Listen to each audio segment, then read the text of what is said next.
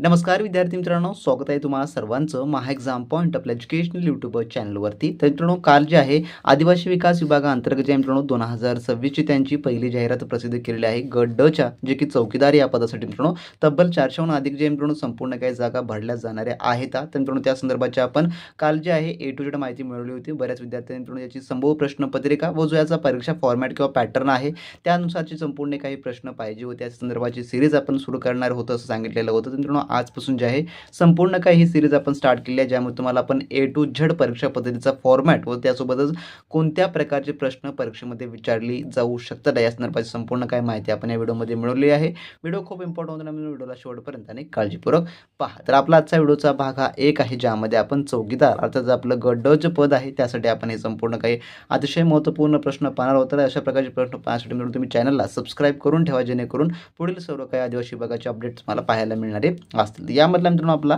प्रश्न क्रमांक पहिला असा पहा, जो की काय म्हणतो, महाराष्ट्रात आदिवासी विकास संचालनालय कोठे आहे? तर जे काही आदिवासी विकास संचालनालय आहे हे कोण्या ठिकाणी आहे असं म्हटलेलं आहे. तर याचं उत्तर आहे ऑप्शन नंबर अ, जे की नाशिक या ठिकाणी आहे. तर मित्रांनो ही जी पदभरती आहे जे की 10वी पासवर असल्यामुळे मित्रांनो या सर्व प्रश्नांचा जो स्टँडर्ड आहे, थोडक्यात लेवल हा अतिशय मित्रांनो कॉमन असणार आहे. जास्त पण तुम्हाला टफ लेवलचा जो काही लेवल या ठिकाणी पाहायला मिळणारा नाही. जसं की आपण रिसेंटलीच आपली जी उच्च न्यायालयाची पदभरती काल परवा मित्रांनो जी की झालेली आहे, त्यामध्ये प्रश्नांचा फॉर्मॅट जर तुम्ही पाहिला तर सेम आपल्या व्हिडिओमध्ये ज्या प्रकारे तुम्हाला आपण समजावून सांगितलेलं होतं, शिकवलेलं मिळून त्याच प्रकारे तुम्हाला त्या ठिकाणी पाहायला मिळालेले आहेत. आणि शिपायाचे प्रश्न मित्रांनो बऱ्यापैकी आपल्या व्हिडिओ सिरीज मार्फत मित्रांनो जे की त्या ठिकाणी विचारण्यात आलेली होती. म्हणजे की जो लेवल आहे त्या लेवलच्या पद्धतीने तुम्ही जर अभ्यास करत गेला तर 100% तुम्हाला परीक्षेमध्ये त्याचा फायदा हा मित्रांनो होत असतो. त्यामुळेच आपला प्रत्येक व्हिडिओ तुमच्यासाठी इम्पॉर्टंट असणारा असेल. त्यानंतरचा प्रश्न आपला दुसरा असा आहे, महाराष्ट्रात राज्य आदिवासी विकास महामंडळाची स्थापना कधी झाली? तर जी काही आदिवासी विकास महामंडळ आहे याची स्थापना कधी झाली महाराष्ट्रामध्ये?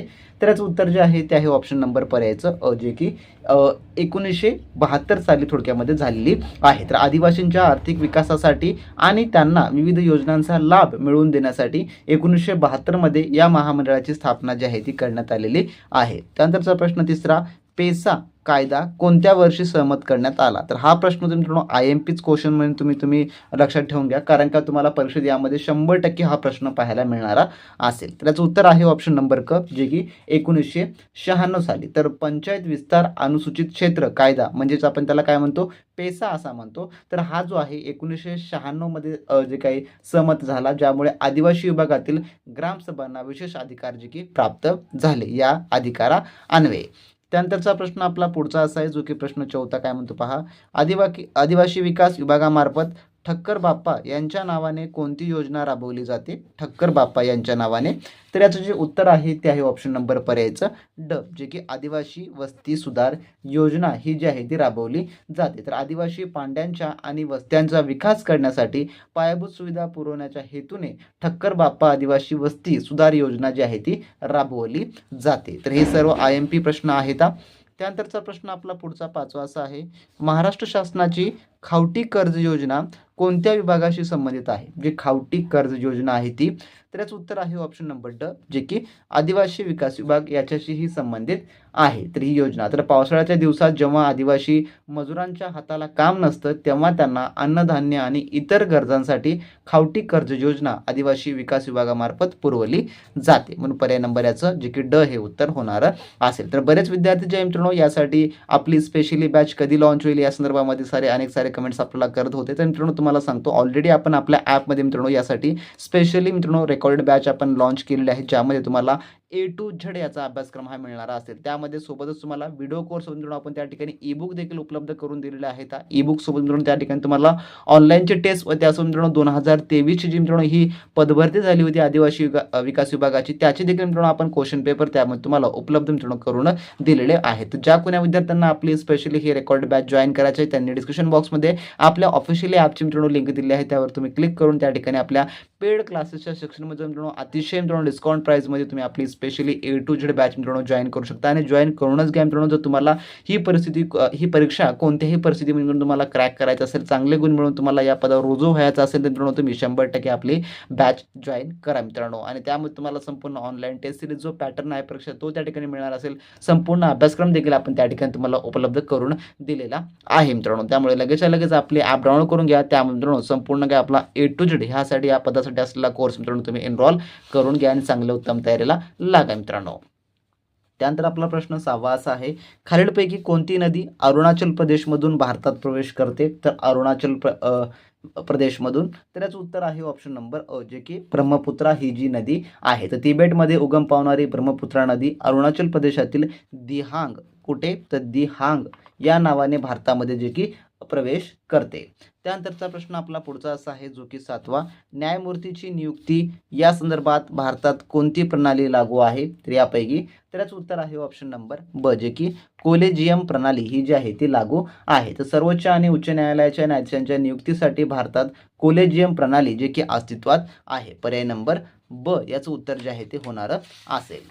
त्यानंतरचा आपला पुढचा प्रश्न जो की 8वा प्रश्न आहे मित्रांनो, जो की काय म्हणतो पहा, प्लासीची लढाई कोणत्या वर्षी झाली? तर प्लासीची लढाई, तर हा देखील IMP क्वेश्चन म्हणून मित्रांनो तुम्ही लक्षात ठेवू शकता. यासोबत मित्रांनो जो काही आपला 1857चा उठाव आहे तो देखील प्रश्न तुम्ही लक्षात ठेवून घ्या. कारण का मोस्टली जेवढे काही आतापर्यंतचे 10th स्टँडर्डवरचे एक्झाम झालेले आहेत 10वी पासवरचे, त्यामध्ये तुम्हाला हे प्रश्न असे कॉमन लेवलचे 100% त्या ठिकाणी तुम्हाला पाहायला मिळणार मित्रांनो. तर यात जे उत्तर आहे ते आहे ऑप्शन नंबर पर्यायचं अ, जे की 1757 साली. 1757 मध्ये बंगालचा नवाब सिराज उद दौला आणि ब्रिटिश ईस्ट इंडिया कंपनी यांच्यात प्लासीची ऐतिहासिक लढाई जी की झालेली होती.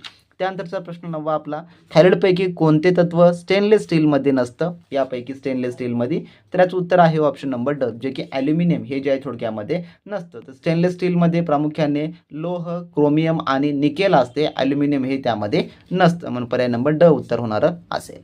त्यानंतर प्रश्न 10वा, भारतीय राज्यघटनेच्या जे की या भागामध्ये कशाशी संबंधित आहे? तर हा जो भाग आहे तो, तर याचं उत्तर आहे ऑप्शन नंबर पर्यायचं ब, जे की राज्याच्या धोरणाचा निर्देशांक तत्वे या भागामध्ये जे की समाविष्ट या ठिकाणी आहेत. त्यानंतरचा प्रश्न आपला पुढचा जो की 11वा असा आहे, व्हिटॅमिन B12ची कमतरता कोणता रोग निर्माण करतो? यापैकी, तर याचं उत्तर आहे ऑप्शन नंबर ब, जे की ॲनेमिया हा जो थोडक्यामध्ये रोग निर्माण करतो. तर व्हिटॅमिन B12च्या अभावामुळे शरीरात रक्ताची कमतरता निर्माण होते, ज्याला ॲनेमिया असे म्हणतात. त्यानंतरचा प्रश्न 12वा असा आहे, चंद्रगुप्त मौर्य याचा गुरु कोण होता? चंद्रगुप्त मौर्याचा, तर याचं उत्तर आहे ऑप्शन नंबर क, जे की चाणक्य हा जो आहे थोडक्यामध्ये होता. तर चाणक्य ज्यांना आपण कौटिल्य किंवा विष्णुगुप्त असं देखील असं म्हणतो, तर हे चंद्रगुप्त मौर्याचे मार्गदर्शक आणि गुरु थोडक्यामध्ये होते.